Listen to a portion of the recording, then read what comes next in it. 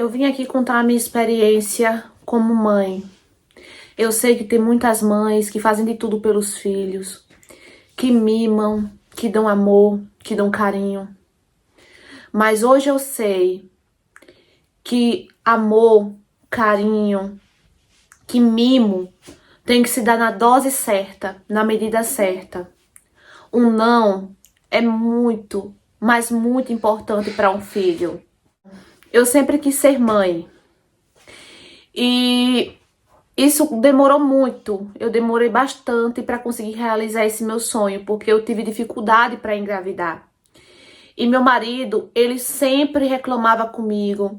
Ele sempre ia para a família dele falar mal de mim, falar que eu não era mulher, que eu não podia dar nem sequer um filho para ele. Isso me magoava muito, muito, muito mesmo. E com o tempo, eu já vou pular para essa parte porque é muito longa. Com o tempo, eu consegui realizar o meu sonho e consegui engravidar.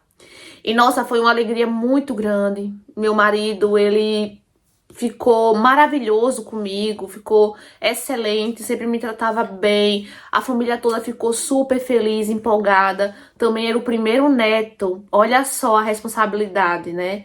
Então era o primeiro neto. Então tava todo mundo com aquela felicidade, aquela expectativa toda. Tive um menino. E a alegria do meu marido foi maior ainda, porque ele sempre quis ser pai de menino. Ele não se importava se fosse menino ou menina, mas ele queria mesmo um menino. E veio um menino. E o nosso menino sempre foi tratado com muito amor, com muito carinho. E, nossa, foi um sonho realizado. O tempo ia passando, o nosso menino crescia, crescia. E assim, gente, eu sempre tentei, fiz de tudo para educar o meu filho da melhor forma possível. O pai também. Só que a gente mimava demais o nosso filho, demais. Até pelo fato de ter tido aquela dificuldade de engravidar, né? E quando eu consegui engravidar, eu pensei, nossa, é uma bênção de Deus. Então eu tinha na minha cabeça que eu tinha que fazer aquilo pelo meu filho, que eu tinha que dar tudo para ele. Porque ele era uma bênção de Deus. E tudo que meu filho pedia, eu e o meu marido, a família, os avós, as tias, dava. E não questionávamos. Se ele dissesse que queria uma coisa, a gente dava. E se tivesse algum momento a gente não pudesse comprar aquilo, meu Deus, ele fazia um escândalo. Ele chorava, ele fazia um escândalo mesmo, se jogava no chão. E eu não tinha coragem de levantar um dedo pro meu filho, não tinha coragem de levantar a mão pro meu filho. E o meu marido também não. Então, a gente fazia tudo o que ele queria. Tudo, tudo. A gente nunca disse não pro nosso filho. Nunca. E quando meu filho tinha mais ou menos uns 13 anos, eu sempre guardava dinheiro em um pote na cozinha. Eu guardava, eram uns trocados que tinha. Eu ia lá no pote da cozinha e colocava lá. Esse dinheiro geralmente eu pegava para comprar um gás, que eu guardava bastante dinheiro ali, quando sobrava ia juntando, né, ia acumulando, dava para comprar um gás, né, naquela época o gás não tava esse absurdo que tá hoje, né, então eu conseguia comprar um gás, conseguia comprar um pão, conseguia comprar uma mistura, então sempre eu ia guardando aquele dinheiro para conseguir, quando o meu marido não tava em casa, quando acontecia a gente não ter algum dinheiro para comprar alguma coisa, tinha um dinheiro no pote. E o dinheiro num pote começou a sumir. Assim, sempre que eu ia lá, tava faltando alguma coisa, tava faltando algum dinheiro.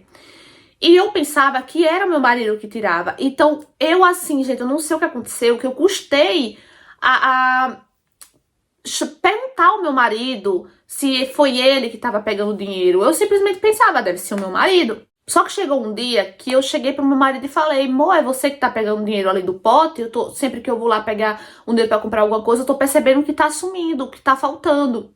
E o meu marido disse, não, mulher, eu nunca pego aquele dinheiro do pote. Que conversa é essa? Eu nunca peguei aquele dinheiro do pote, eu não preciso pegar aquele dinheiro do pote, você sabe disso. E só ele que trabalhava dentro de casa. Eu não trabalhava. Ele me dava dinheiro, eu fazia as compras, trocado, metia lá no pote. E sempre foi assim, às vezes eu fazia um extra, alguma coisinha assim pra fora, alguma coisinha assim eu fazia pra vender, colocava também o dinheiro no pote. E nunca tinha sumido, e depois começou a sumir. E meu filho começou a aparecer com coisas dentro de casa. ele começou a aparecer com doces, começava a aparecer com brinquedos. E eu perguntava a ele, ele gostava muito de soltar pipa.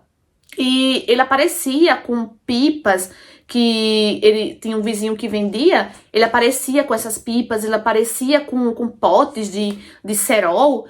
E eu perguntava pra ele, filho, quem é que tá dando isso pra você? Ah, foi o pai que me deu. E eu nunca prestei atenção pra perguntar pro pai se era ele que realmente tava dando. E eu acreditava só na palavra do meu filho.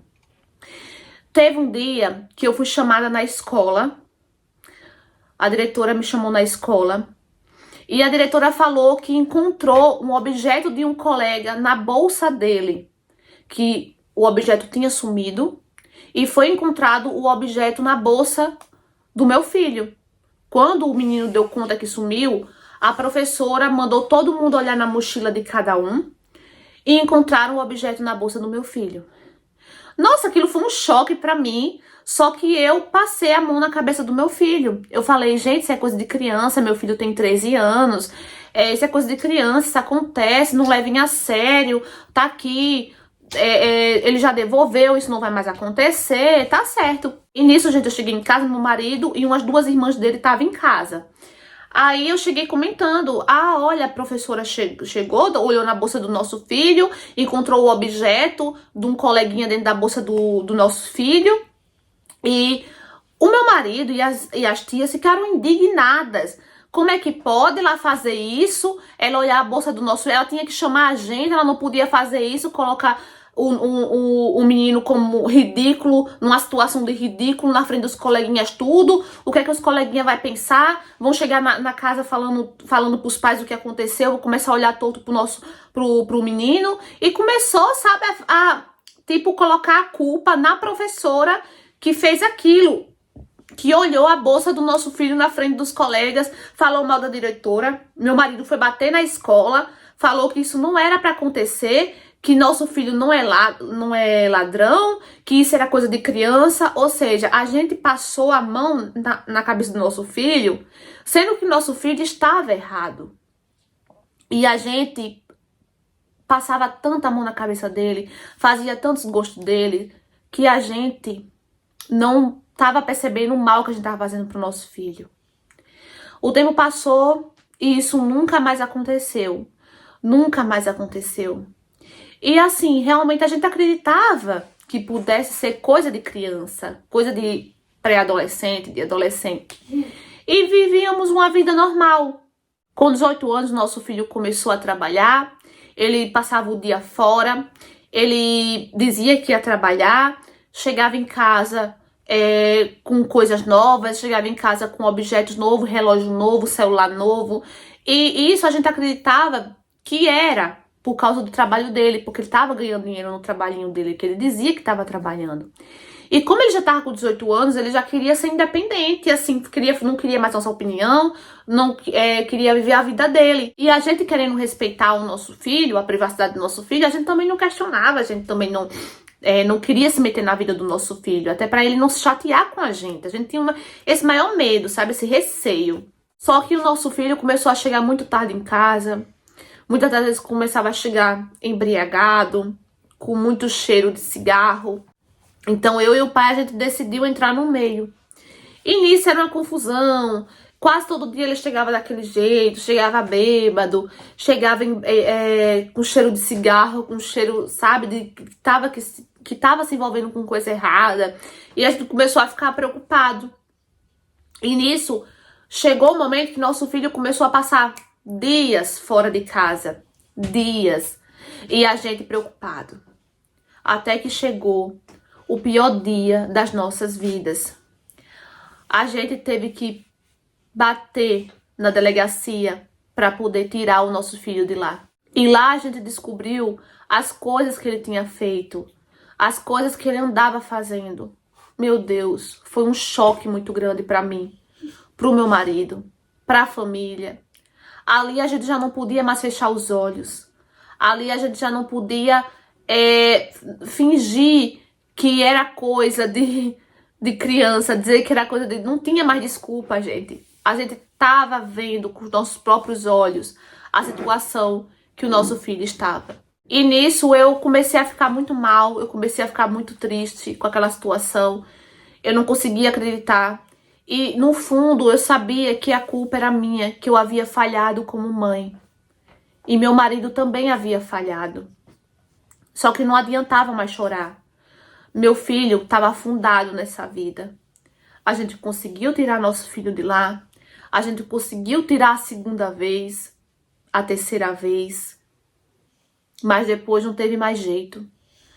Nosso filho hoje, ele tá preso. E eu continuo indo lá, levar as coisas para ele. É uma humilhação muito grande. E o pior dia da minha vida foi quando meu filho chegou para mim e disse: a culpa é sua. A culpa é sua e do pai, que nunca souberam me dar um não na vida. Vocês acreditam que meu filho chegou para mim e disse isso na minha cara?